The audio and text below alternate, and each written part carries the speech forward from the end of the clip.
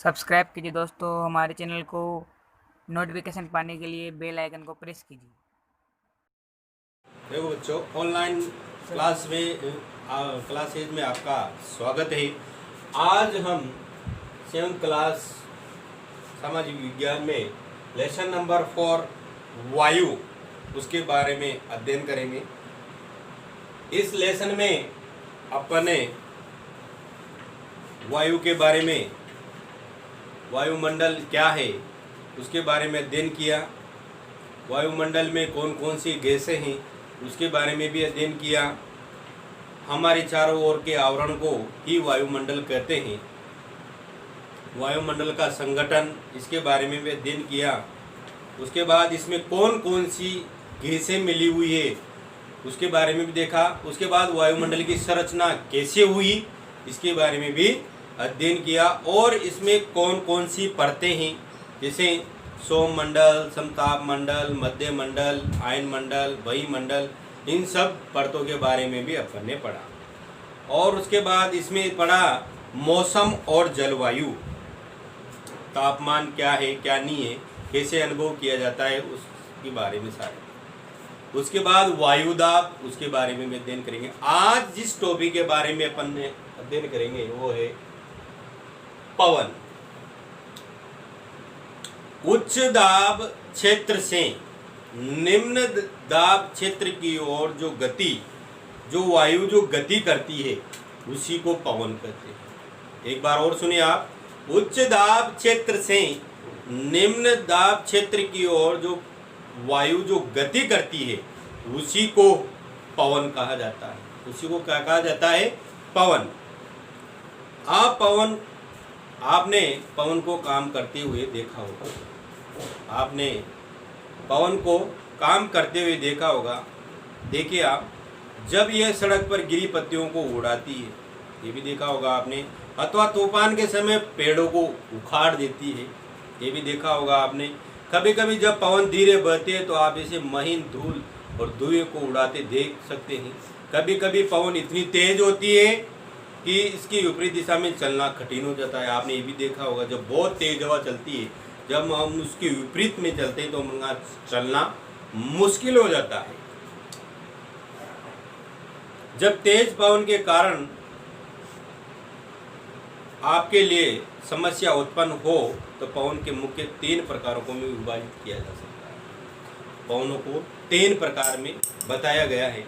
आगे देखिए बच्चों, पवनों को 3 प्रकार से, पवनों के 3 प्रकार, 3 प्रकार से देखा गया।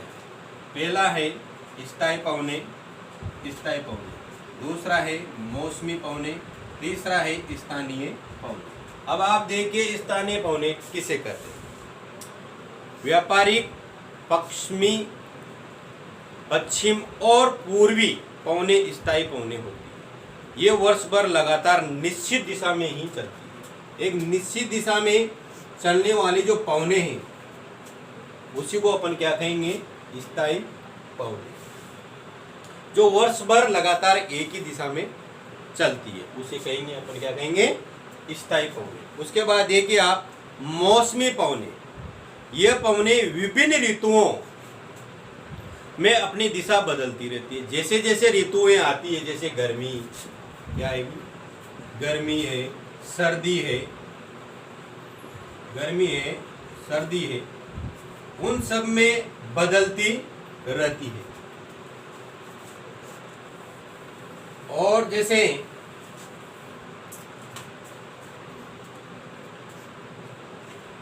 बारिश के मौसम में पवनें भी बदलती रहती है। उदाहरण के लिए भारत में मानसूनी पवन, जो मानसून के अनुसार बदलती रहती है। उसके बाद आती है स्थानीय पवनें। स्थानीय पवनें देखिए, ये पवनें किसी छोटे क्षेत्र में वर्ष या दिन के विशेष समय चलती रहती है। ये किसी विशेष क्षेत्र में या तो वर्ष या दिन के किसी विशेष समय में चलती रहती है। उदाहरण के लिए स्थल और समुद्री क्षेत्रों में। क्या आपको भारत के उत्तरी क्षेत्र में गर्म और शुष्क स्थानीय पवनें याद है? इसे हम लू कहते हैं। जिसे हम अपने यहाँ चलते हैं ना गर्मियों के दिनों में, जो दिन में चलती है, और जिसे हम क्या कहते हैं, लू कहते हैं। अब आगे आप आगे देखिए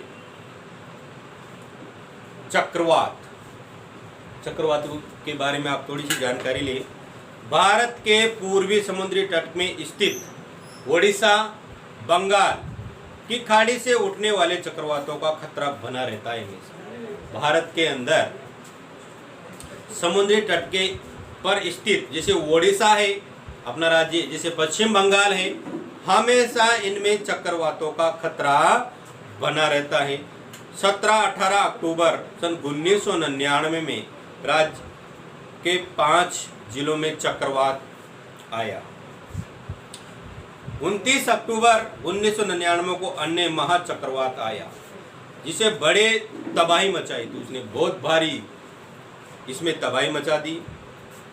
पवनों का वेग अन्य ज्वारीय और ये 260 किलोमीटर प्रति घंटा वेग चलने वाली, जो 36 घंटे से ज़्यादा समय चलती रहती है। मतलब वो जब चक्रवात आया था तो ये कितनी रफ्तार से आया था, 260 किलोमीटर प्रति घंटा की रफ्तार से आया, और जो 36 घंटे तक चलती रही। उसके बाद देखिए आप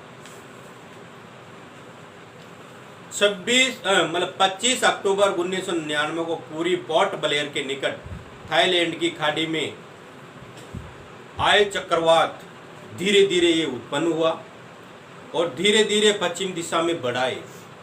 कब आया था ये? 25 अक्टूबर 1999 को आया और थाईलैंड की खाड़ी के में धीरे धीरे ये पश्चिम दिशा की ओर बढ़ा और ये गहन होकर इसने महान चक्रवात का रूप धारण कर लिया।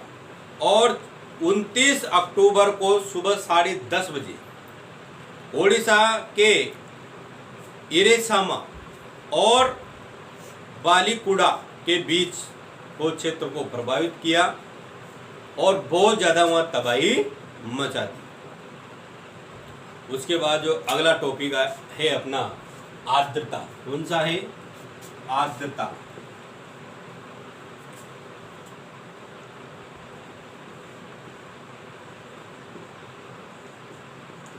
आर्द्रता, आर्द्रता नमी, जिसको आप क्या कह सकते हो, नमी।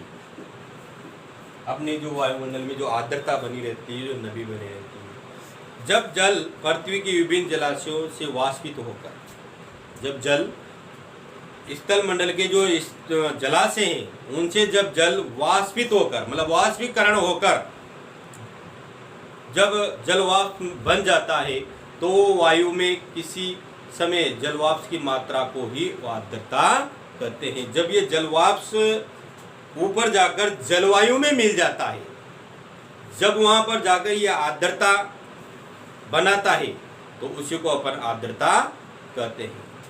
तो उसे हम आर्द्रकों के दिन कहते हैं। जैसे जैसे वायु गर्म होती है उसकी जलवाष्प धारण की क्षमता बढ़ती जाती है। जैसे जैसे वायु गर्म होती जाएगी तो उसकी जलवाष्प धारण करने की क्षमता बढ़ती जाती है। इसी प्रकार अधिक आर्द्र हो जाती है। कपड़े सूखने में काफ़ी समय लगेगा। अभी का जो मौसम चल रहा है, अभी का जो मौसम चल रहा है वो आर्द्रता भरा है। अपने यहाँ जून जुलाई से और सितंबर अक्टूबर तक का जो मौसम रहता है वो आर्द्रता भरा ही रहता है। इसमें कपड़े सूखने में हमारे शरीर से पसीना नहीं सूखता है, असहज महसूस करते हैं। अभी इन दिनों में हम क्या करते हैं, ऐसा महसूस करते हैं, चिड़चिड़ापन हो जाता है और हमेशा शरीर में नमी सी बनी रहती है। जब जलवाष्प ऊपर उठता है तो ठंडा होना शुरू हो जाता है। जलवाष्प जलाशयों से, जलवाष्प जलाशयों से ऊपर उठता है, वाष्पीकरण होकर जब ऊपर उठता है तो उसे ऊपर जाने के बाद, जलवायु में जाने के बाद ये ठंडा होने लगता है और जलवाष्प संघनित होकर ठंडा होकर जल की बूंदें बनाता है। बादल इन्हीं जल बूंदों का एक समूह होता है। जब आप लोगों ने सोचा होगा बादल कैसे बनते हैं, तो बादल इन्हीं जल बूंदों का, छोटी छोटी बूंदों से बनकर एक बादल का रूप ले लेता है। जब जल की ये बूंदे इतनी भारी हो जाती है और वायु में तैर न सके तो ये वर्षण के रूप में नीचे आ जाती है। जब ये वायु में तैर न सके, ये बहुत भारी हो जाती है, तो वर्षण के रूप में ये वापस नीचे आ जाती है स्थल पर। आकाश में उड़ते हुए जेट हवाई जहाज आप अपने पीछे सफेद चिन्ह छोड़ते हैं। इन्हीं इंजनों से निकली नमी संघनित हो जाती है। वायु में गति मान रहने की स्थिति में संघनित नमी कुछ देर पथ के रूप में दिखाई देती है। पृथ्वी पर जल गिरने वाला वर्षण वर्षा कहलाता है। पृथ्वी पर वर्षा के रूप में गिरने वाला वर्षण वर्षा कहलाता है। ज़्यादातर भौम जल वर्षा जल से ही प्राप्त होता है। जब अपने भौम जल मतलब भूमि का जब जो अंडरग्राउंड जो जल है उसका जल स्तर ऊपर उठना, वह भी वर्षा के कारण ही संभव है। अगर वर्षा नहीं होगी तो अपनी जो वाटर लेवल है वो बिल्कुल डाउन चली जाएगी। जो वर्षा का जो जल है वही अपने भूम जल को उसका स्तर बनाए रखता है। वर्षा जल से ही प्राप्त होता है। पेड़ पौधे जल संरक्षण में मदद करते हैं। जब पहाड़ी पार्श्वों में पेड़ काटे जाते हैं तो वर्षा जल अनावर्त पहाड़ों को नीचे बहाता है। जब वहाँ के पेड़ पौधों काट लिए जाते हैं पहाड़ों में तो वर्षा होती है, तो पहाड़ नीचे पेड़ नहीं रहने के कारण फिर वो पहाड़ क्या है नीचे बह कर नीचे आ जाते हैं। क्रियाविधि आधार पर वर्षा के 3 प्रकार होते हैं: संवहनीय वर्षा, पर्वतीय वर्षा और चक्रवाती वर्षा। पौधों और जीव जंतुओं के जीवित रहने के लिए वर्षा एक महत्वपूर्ण है। पौधों और जीव जंतुओं को जीवित रहने के लिए वर्षा महत्वपूर्ण है। इससे धरातल को ताज़ा जल प्रदान होता है। यदि वर्षा कम हो तो जल की कमी और सूखा हो जाता है। अगर वर्षा कमी किसी वर्ष अगर वर्षा की कमी है तो उस समय एक तो सूखा रहेगा और अकाल घोषित हो जाएगा। इसके विपरीत अगर वर्षा अधिक होती है तो बाढ़ भी आ जाती है। इसी के साथ ये लेसन आपका पूरा है। इसके जो क्वेश्चन आंसर हैं आप कर लें। धन्यवाद।